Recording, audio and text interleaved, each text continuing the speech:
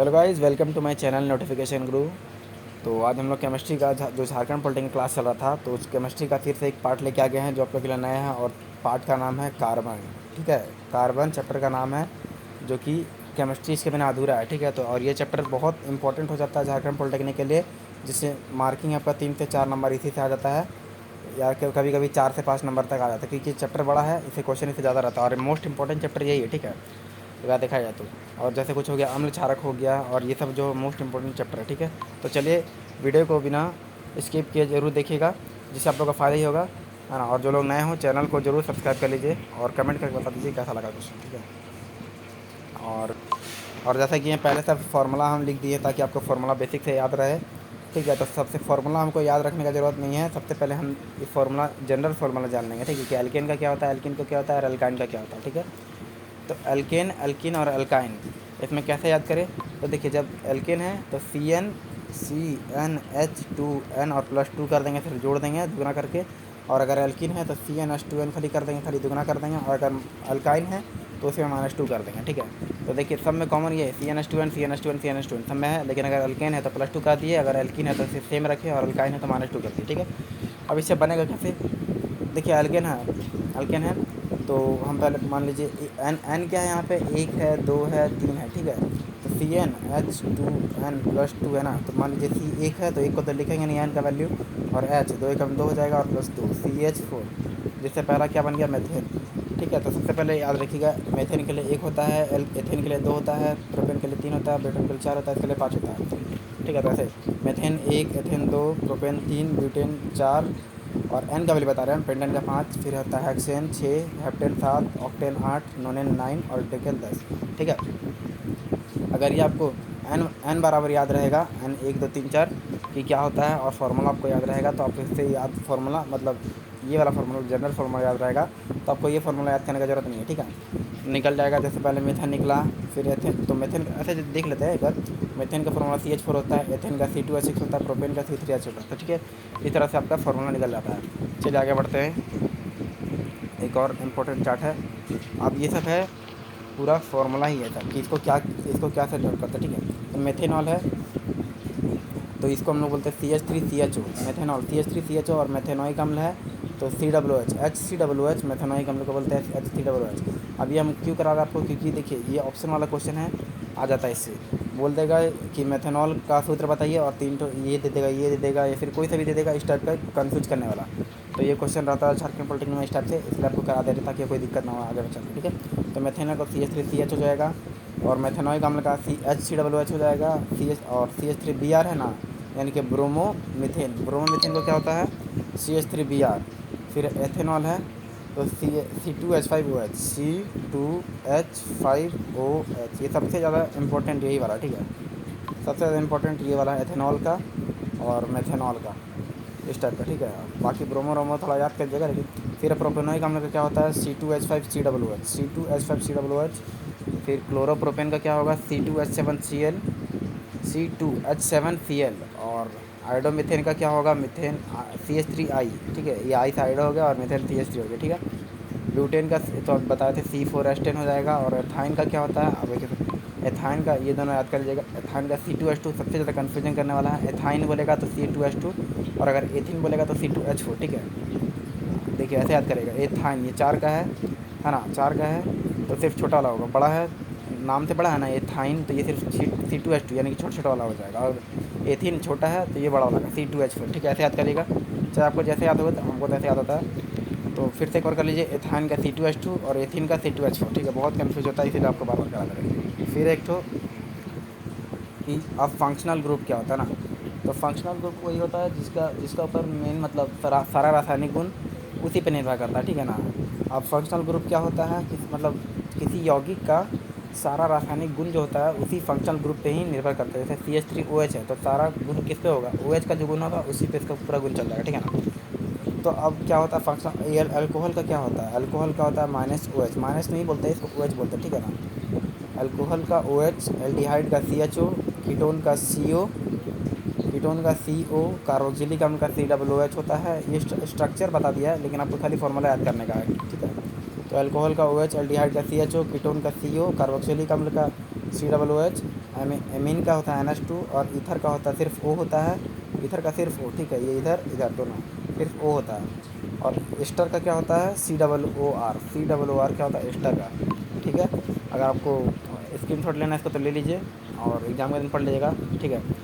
अब ये सब का एग्जांपल बताया गया है, जैसे कि अल्कोहल फंक्शनल ग्रुप देखिए OH लगा है लास्ट में, ठीक है, फिर CHO है, तो ये सब जो है ना, फिर CO है, फिर COOH है, फिर NH2 है, फिर O है, और यहाँ पे COO, यहाँ पे COO नीचे में इसका, ठीक है। तो ये सब जो है फंक्शनल ग्रुप है, इसी पे आपका सारा इसका जो यौगिक है सब सारा गुण इसी पे निर्भर करेगा, ठीक है। तो फंक्शनल ग्रुप पे यही काम आता है, और ये आप इसको याद कर सकते हैं, ठीक है। चलिए फिर आगे आते हैं, नेक्स्ट क्या होता है। अब क्या होता है कि अपरूपता क्या होता है, तो देखिए अपरूपता क्या होता है ना, जैसे मान लीजिए एक ही तत्व है, वो अलग अलग अलग अलग आकृति या अलग अलग मतलब अलग अलग जैसा पाया जाता है। जैसे कार्बन है, कार्बन का ही अपरूप क्या है, कोयला, ठीक है, कोयला इस तो और ग्रेफाइट, ठीक है। तो ये दोनों अप्रूफ है इसका, ठीक है। तो अप्रूपता वही बोलते हैं जिसका भौतिक रासायनिक गुण में अंतर पाया जाता है, मतलब भौतिक रासायनिक गुण में अंतर पाया जाता है, ठीक है तो कोयला ही, जैसे ग्रेफाइट भी है और कोयला भी है, लेकिन उन लोग का क्या होता है रासायनिक और भौतिक गुण में अंतर होता है, ठीक है। इस तरह से अप्रूपता उसी को बोलते हैं। अब कोहिनूर का देखिए सोना है, सॉरी क्या बोलता है, हीरा है, कोहिनूर हीरा है एक तो, और कुलीनन हीरा है। तो इसमें से कभी कभी क्वेश्चन पूछ देता है कोहिनूर का कि इसका कितना कैरेट का होता है, ठीक है। तो ये 186 कैरेट का होता है, कोहिनूर 186 कैरेट का होता है, और कुलीनन जो होता है 303.2 कैरेट का होता है, ठीक है। अब होता है एक कैरेट में कितना ग्राम, ये सबसे ज़्यादा इंपॉर्टेंट है कि एक कैरेट में कितना ग्राम होता है, तो वो होता है 0.2 ग्राम, ठीक है, 0.2 ग्राम होता है। और हीरा का अपवर्तनांक कितना होता है, ये सब जो हम अंडरलाइन कर देना ना, ये बार बार क्वेश्चन में पूछा हुआ है झारखंड पॉलिटेक्निक का, ठीक है। हम 2 बार दिए हैं, उसी मेरे को 2 बार ये लोग क्वेश्चन दिख गया, एक दो बार, ठीक है। और हीरा का अपवर्तनांक होता है 2.42, ठीक है, सबसे ज़्यादा इंपॉर्टेंट है वाला। फिर प्रकृति में सबसे कठोर पदार्थ क्या है, तो वो हीरा ही है, ठीक है। अब हीरा का ना, हीरा जो है एक्स किरण के लिए पारदर्शी होता है तथा अगर जो नकली हीरा होगा तो वो अपारदर्शी होगा, ठीक है। कहने का मतलब कि हीरा में एक्स किरण पार हो जाता है और अगर नकली होगा तो पार नहीं होगा, ठीक है। ऐसे पहचान किया जाता है एक्स किरण से, ठीक है। अब काला हीरा होता है, काला हीरा जिसको हम लोग बोलते हैं बोट, BORT बॉट, ठीक है। ये भी क्वेश्चन बहुत इंपॉर्टेंट है। काला हीरा किसको बोलते हैं, बॉट। काला हीरा को किस और नाम से जाना जाता है, तो बॉट बोलते हैं उसको। अब उसका उपयोग क्या के लिए होता है, चट्टान में छेदा करने के लिए, जो बड़ा बड़ा चट्टान होता है उसको छेदा करने के लिए किसके काला हीरा का प्रयोग करते हैं, इसको बॉट बोलते हैं, ठीक है। चाहे कांच काटना हम लोग को, तो उसके लिए भी हम लोग क्या करेंगे, काला हीरा का प्रयोग करेंगे, बॉट का, ठीक है। तो ये रहा इसका कुछ दो काम इंपॉर्टेंट। इसके बाद नेक्स्ट कि ग्रेफाइट जो होता है किसका अप्रूफ है, जैसे कि आपको पता है कि ग्रेफाइट कार्बन का अप्रूफ है, ठीक है। और ये जो होता है अपारदर्शी होता है, ठीक है ना, ग्रेफाइट अपारदर्शी होता है। और विद्युत का चालन, अब ग्रेफाइट क्या होता है ना कि विद्युत का चालन करता है, एक अपवाद में आता है, ठीक है ना। ऐसे अधातु है वो, ग्रेफाइट जो है अधातु है, लेकिन क्योंकि कार्बन से है ना बना हुआ, कार्बन तो खुद अधातु है, तो ग्रेफाइट भी अधातु है। और ये ना, लेकिन इसमें क्या है कि ये विद्युत का चालन करता है, ये एक अपवाद में बोलता है ना इसको। और इसका ना धातु जैसा चमक भी होता है, यानी धातु जैसा ये गुण थोड़ा दिखा देता है। एक तो धातु जैसा चमक होता है, चमकता है, और ऊपर से विद्युत का चालन भी कर देता है धातु होकर भी, ठीक है ना। तो इसलिए ये क्वेश्चन बहुत नामी है वाला क्वेश्चन, ठीक है।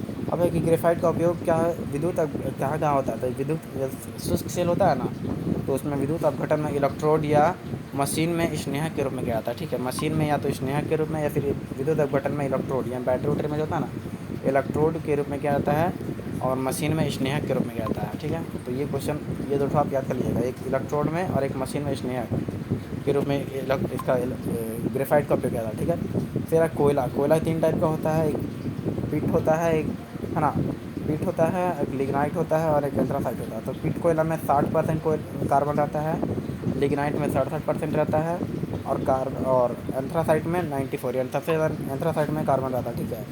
और ये सबसे अच्छा भी होता है, एंथ्रासाइट में सबसे अच्छा कार्बन 94% होता है, पीट में 60% होता है, और लिग्नाइट में 67% होता है, ठीक है। याद कर लीजिएगा ये वाला चीज़, इससे भी क्वेश्चन पूछता है। फिर है कि सामान्य किस्म का जो कोयला होता है, यानी जनरल जो घर में होता है, वो कौन सा होता है, तो बिटुमिनस होता है, ठीक है।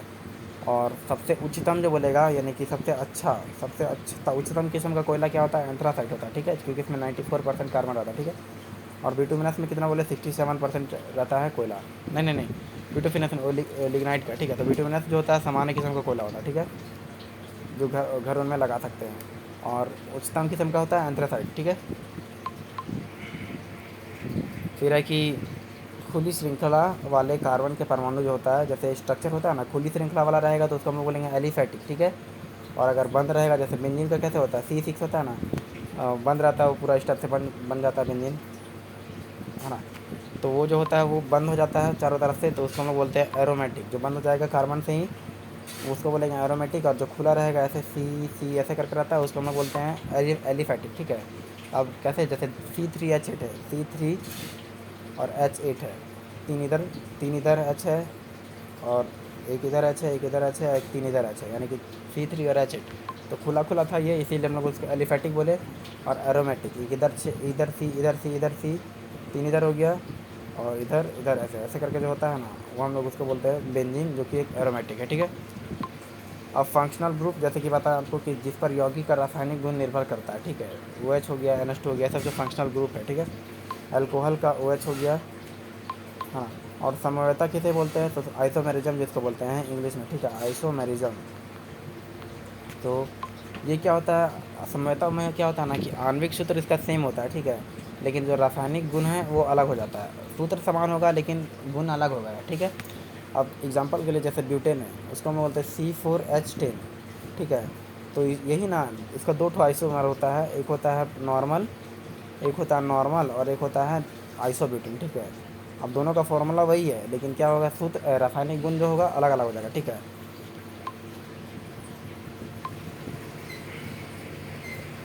अब समझाती श्रेणी क्या होता है, तो समझाती श्रेणी होता है सभी सदस्य में मतलब एक ही फंक्शनल ग्रुप हो और रासायनिक गुण और संरचना में समानता हो तथा दोनों में -CH2 का अंतर हो। देखिए एग्जाम में खाली अगर क्वेश्चन पूछता है तो -CH2 वाला मतलब CH2 का खाली पूछता है। जैसे बोलेगा कि ये दे दिया, उस तरह से कुछ और चार को दे देगा। अब बोलेगा कि इसमें समझाती श्रेणी कौन है, तो हम लोग का पता कैसे करेंगे, जैसे एक ये है और एक ये है, जैसे C2 है, एक H5 है, एक OH है और एक तो है CH3OH है। तो इसमें और इसमें घटाएंगे तो -CH2 का मतलब CH2 का अंतर होना चाहिए, ठीक है। तो यहीं से देख लीजिए, C है, C2 है और C है, तो यानी कि C तो ऐसे निकल गया और ये H5 है और H3 है, तो इसमें से H2 निकल गया, ठीक है। CH2 हो गया, काम खत्म, CH2 का अंतर हो गया, ठीक है। तो यही होता है हम लोग का समझाती श्रेणी, ठीक है, जिसमें हम लोग को CH2 का अंतर होना चाहिए, वो आप पता कर सकते हैं जैसे आपको बताएं। और भी जैसे इसमें कुछ है, जैसे कि फंक्शनल ग्रुप है, रासायनिक गुण और संरचना में समानता होना चाहिए, ठीक है, रासायनिक गुण और तो मेनली यही क्वेश्चन आता है, CH2 का अंतर होना चाहिए, ठीक है। अब समझाती श्रेणी में सभी सदस्य को एक ही सूत्र द्वारा व्यक्त किया जाता है, मैंने सबको एक ही फार्मूला से किया जाएगा, ठीक है। जैसे कि अल्कोहल का सामान्य सूत्र क्या है, अल्कोहल का सामान्य सूत्र क्या है, CnH2n+1, ठीक है। जैसा कि आपको बताते हैं एल्कीन का और अल्काइन का ना, उसी तरह से अल्कोहल का भी सामान्य सूत्र है, जिसको हम लोग जनरल फार्मूला बोलते हैं, ठीक है। तो इसका क्या होगा, अल्कोहल का CnH2n+1, सिर्फ यहाँ पे क्या हो जाएगा +1, ठीक है, और OH लग जाएगा लास्ट में क्योंकि ये फंक्शनल ग्रुप है, ठीक है। और ये ROH भी बोल सकते हैं, ROH भी इसका होता है, जहाँ पे R क्या होता है, क्या बोलते हैं इसको, एल्काइल कुछ बोलते हैं, ठीक है ना, एल्काइल बोलते हैं इसको, ठीक है। तो अभी ये सिर्फ पार्ट 1 है क्योंकि चैप्टर थोड़ा बड़ा है ना, तो इसके बाद हम पार्ट 2 भी लेके आएंगे। और क्योंकि ये बहुत ज़्यादा इंपॉर्टेंट है और बहुत बड़ा चैप्टर है, इसके लिए पार्ट 2 भी लेके आएंगे अच्छा समझाने के लिए। तब तक के लिए बाय, और मिलता है अगले वीडियो में, ठीक है।